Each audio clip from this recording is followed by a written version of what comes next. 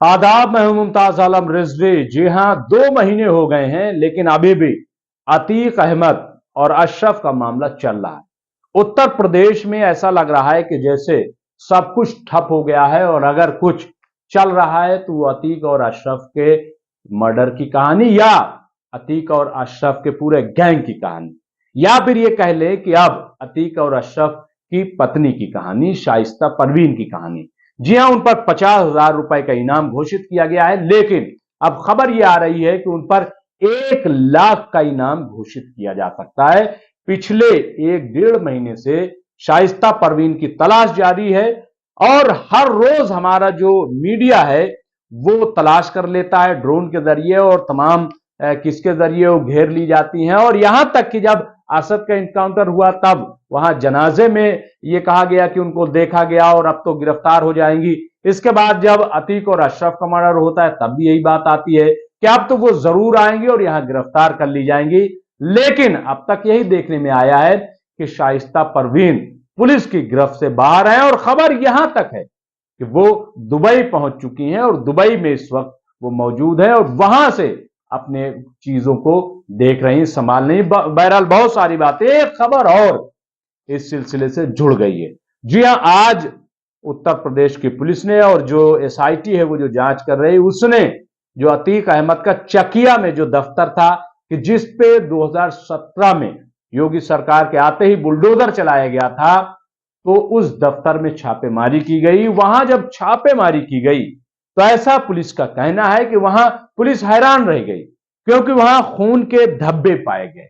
इसके साथ ही वहां चाकू पाया गया और इसके साथ ही वहां पे 10 असलहे मिले, 112 जो है वो कारतूस मिली और 75 लाख कितना जो है बताया गया है कि करीब जो है 72 लाख रुपए जो है वो वहां पे कैश मिले। और अब ये पुलिस का दावा है कि ये 2017 में जरूर दफ्तर गिरा दिया गया, मुनहदम कर दिया गया था, बुलडोज कर दिया गया था, लेकिन इसी ढांचे में ये पूरा गैंग जो है वो अतीक चलाता था, उसकी गैंग यहीं से चलती थी। तो वहां छापेमारी हुई है। अब ये किस औरत का ऐसा, क्योंकि वहां पे कहा गया है कि चूड़ियां मिली हैं, कुछ इस तरीके की निशानियां मिली हैं जिससे ये लग रहा है कि यहां किसी औरत का मर्डर हुआ है।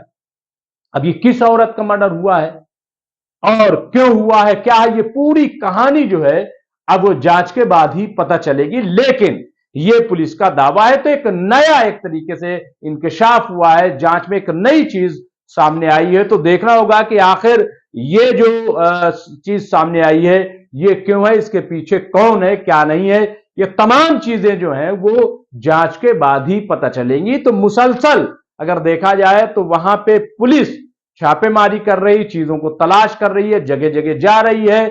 और यही नहीं कि सिर्फ दिल्ली में बल्कि मगरबी बंगाल में, राजस्थान में, हरियाणा में, दिल्ली में और तमाम जगहों पे जहां भी शक है, रिश्तेदारों में, हर जगह जो है वो पुलिस की छापेमारी चल रही है ताकि सबूत मिल सके। तो ये जो है अतीक अहमद का अपडेट है। अतीक अहमद का मामला जब वो हयात थे, जिंदा थे, तब भी चल रहा था और हर रोज चल रही थी कहानी। और जब उनका मर्डर हो गया तो उसके बाद भी हर रोज ये पूरी कहानी चल रही, मामला सुप्रीम कोर्ट तक में है और ये ऐसा लग रहा है कि अभी कुछ दिनों तक और ये ट्रेंड चलेगा, कब तक चलेगा नहीं पता। और इसमें जो सबसे बड़ा, जैसा कि मैंने कहा कि शाइस्ता परवीन का मामला जो है वो बहुत इंपॉर्टेंट है। अब इसको क्या कहिएगा, पुलिस की कामयाबी या नाकामी, या हमारा जो मीडिया है, मीडिया बहादुर, उसकी कामयाबी नाकामी, या ये कि टीआरपी का तो खेल चल ही रहा है। अभी भी सबसे ज्यादा अगर टीआरपी किसी में ऐसा लग रहा है ट्रेंडिंग में तो वो शाइस्ता परवीन का खोजना, उनकी तलाश जो है, और बड़ा सस्पेंस पैदा हो गया है। ऐसा लग रहा है जैसे कोई फिल्मी मामला चल रहा हो, बड़ा सस्पेंस है। यही वजह है कि अब देखिए पुलिस ने जो 50,000 का इनाम था शाइस्ता परवीन पर, अब उसको 1 लाख करने जा रही है कि 1 लाख दिया जाएगा अगर शाइस्ता परवीन को कोई बताता है कि वो है कहां। और शाइस्ता परवीन मिल नहीं रही है, उनकी तलाश जारी है। और यह भी कहा जा रहा है, खबर जो है उसमें चलाई जा रही है कि अब शाइस्ता परवीन ने पूरे गैंग को संभाल लिया है।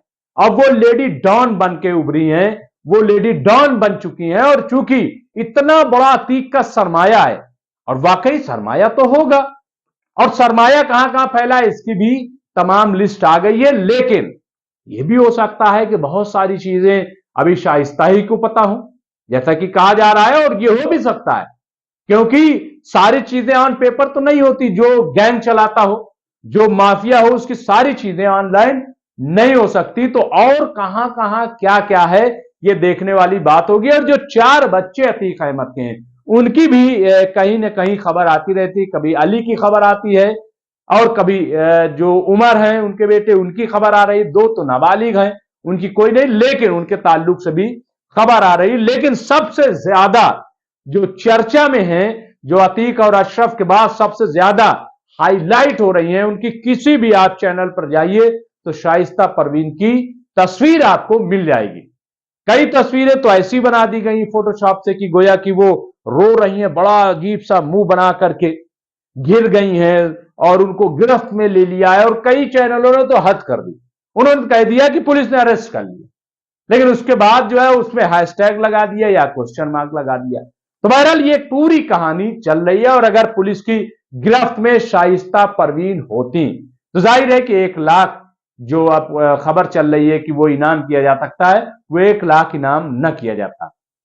लेकिन आज जो ये खबर आई है, ये बहुत ही चौंकाने वाली है कि अगर अतीक अहमद के दफ्तर में जो चकिया में वाकई है, अगर वहां मर्डर हुआ है और किसी औरत का हुआ है, कि कौन सी औरत है, औरत का मर्डर क्यों हुआ। ये एक नई जो है सनसनीखेज चीज सामने आई है कि वो औरत कौन सी है, इसमें ये औरत कहां से दाखिल हो गई है। अभी तक तो ये था कि इसमें गैंग है, यानी पुलिस इसकी भी तलाश कर रही है कि कहीं अतीक और अशरफ का मर्डर खुद अतीक के करीबियों में तो नहीं कर दिया, गुड्डू मुस्लिम ने तो नहीं करवा दिया, क्योंकि राज खुलने वाले थे, अतीक राज खोलने वाले थे। और अब यह भी पुलिस तलाश में एसआईटी जुड़ गई है कि कहीं विपक्ष का तो इसमें हाथ नहीं, क्योंकि एक कैबिनेट मंत्री ने यह बात कही है कि इसमें विपक्ष का हाथ हो सकता था, क्योंकि अतीक और अशरफ जो है वो इस मामले में खुलासा करने वाले थे, यानी सबूत पेश करने वाले थे, इंकशाफात करने वाले थे। इसके साथ ही एक और चीज चल रही है बहुत तेजी के साथ, वो है इमरान प्रतापगढ़ी। इमरान प्रतापगढ़ी भी इसमें अब दाखिल हो गए हैं।